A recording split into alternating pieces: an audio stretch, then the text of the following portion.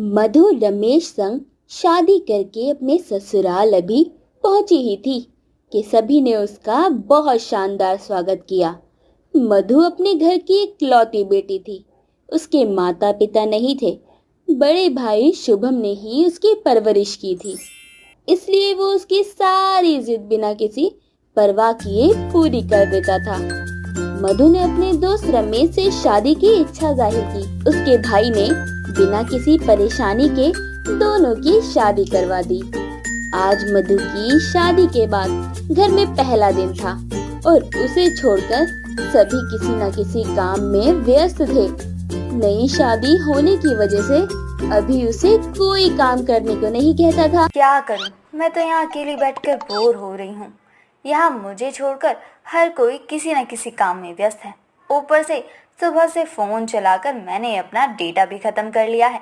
अब कैसे करूं टाइम पास? थोड़ी ही देर में रमेश अपने कमरे में आ जाता है तो मधु उससे पूछती है, रमेश एक बात तो बताओ, तुम्हारे घर में वाईफाई नहीं है क्या?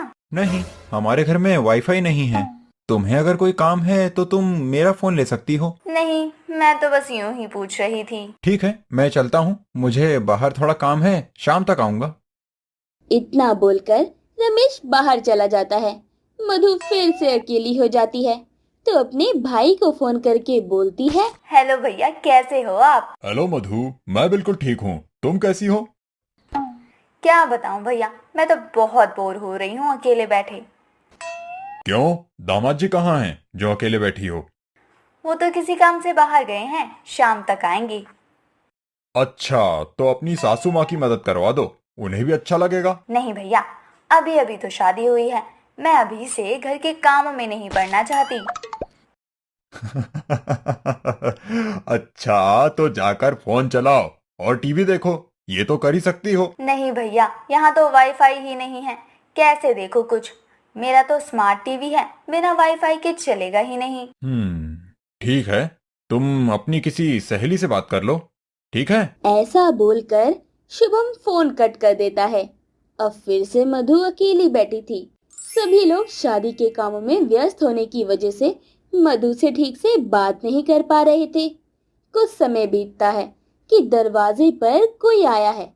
आवाज सुनकर मधु भी अपने कमरे के पास खड़े होकर देखने लगी। उसकी सास सरला ने दरवाजा खोला। मधु का भाई शुभम दरवाजे पर था। ये देखकर सब हैरान थे कि कल ही तो मधु की शादी हुई है और वो अपने ससुराल आई है, तो आज उसका भाई अचानक यहाँ कैसे? लेकिन तभी शुभम सरला को देखकर मुस्कुराते हुए बोलता है, नमस्ते आंटी जी। नमस्ते बेटा, आप यहाँ? जी क्यों आंटी जी, नहीं आ सकता क्या आप लोगों से मिलने? क्यों नहीं बेटा, आओ बैठो ना। इन लोगों का परिचय नहीं दिया आपने। आंटी जी, ये सभी वाईफाई लगाने के लिए आए हैं। का वाईफाई? हमारे घर में इसका क्या काम? अगर जरूरत होगी भी तो हम खुद ही लगवा लेंगे वाईफाई। नहीं आंटी जी, ये तो बस एक तोहफा है मधुर और रमेश के लिए, इससे ज्यादा कुछ नहीं। सभी हैरानी से शुभम को देख रहे थे और शुभम आराम से चाय की चुस्कियां मार रहा था। तभी मधु जल्दी से बाहर आ जाती है और खुशी से बोलती है, भैया आप इतनी जल्दी आ गए? अभी थोड़ी देर पहले ही तो हमारी बात हुई थी। देखा ना, तेरी एक फरमाइश पे तेरा भाई तेरे लिए वाईफाई लेकर आ गया लगाने। सच में? और शुक्र है भगवान का, कुछ तो अच्छा होगा अब मेरे पास, वरना खाली बैठे बैठे तो मैं बोर ही हो जाती। शुभम और मधु की बातें सुनकर सरला को बहुत गुस्सा आया, मगर सरला ने उन्हें शांति और समझदारी से सबक सिखाने की सोची और सरला उनसे बोली, अच्छा तो ये मधु की फरमाइश थी। चलो अच्छा है, बहू को जो चाहिए था वो मिल गया। मगर बहू, तुमने शुभम को ये नहीं बताया कि तुम्हें इतनी गर्मी में सोना पड़ता है। तुम्हारे कमरे में एसी नहीं है। बस इतनी सी बात, अभी लगवा देते हैं एसी। मेरे रहते मेरी बहन को कोई दिक्कत नहीं होनी चाहिए।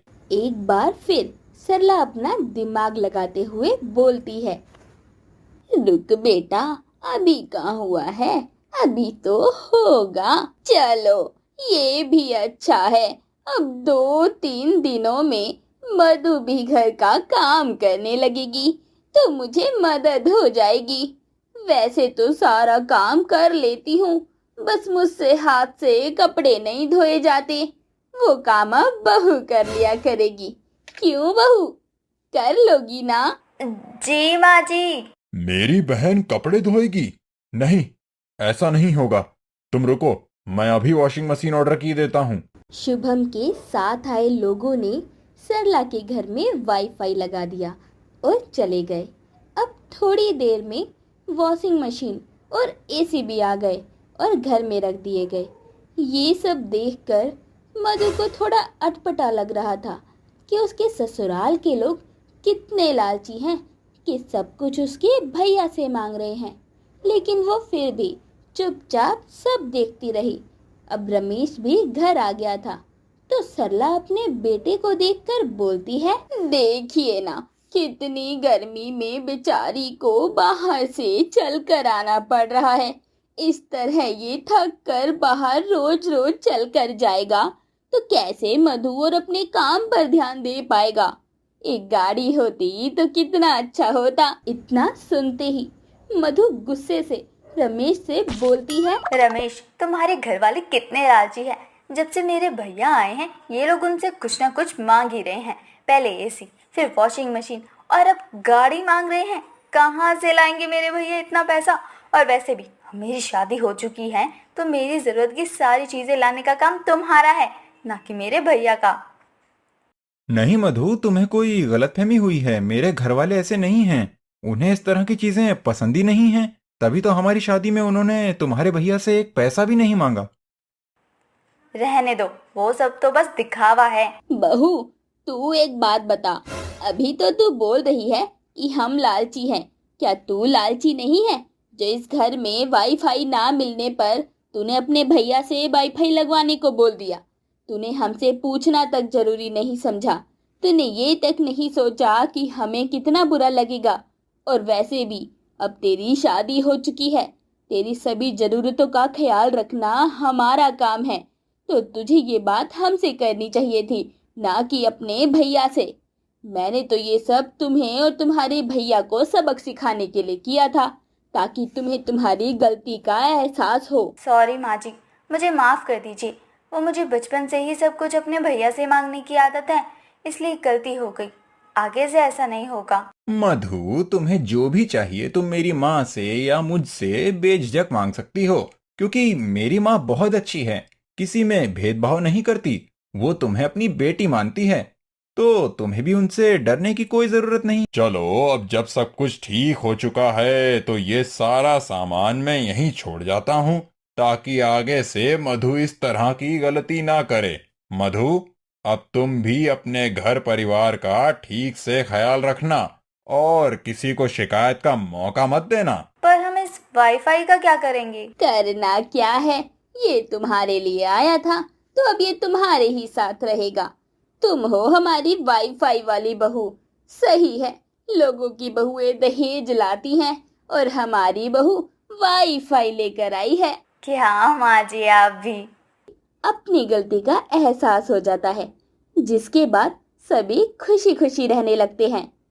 तो इस कहानी से हमें ये शिक्षा मिलती है कि किसी के भी बारे में बिना जाने अपनी राय नहीं बनानी चाहिए।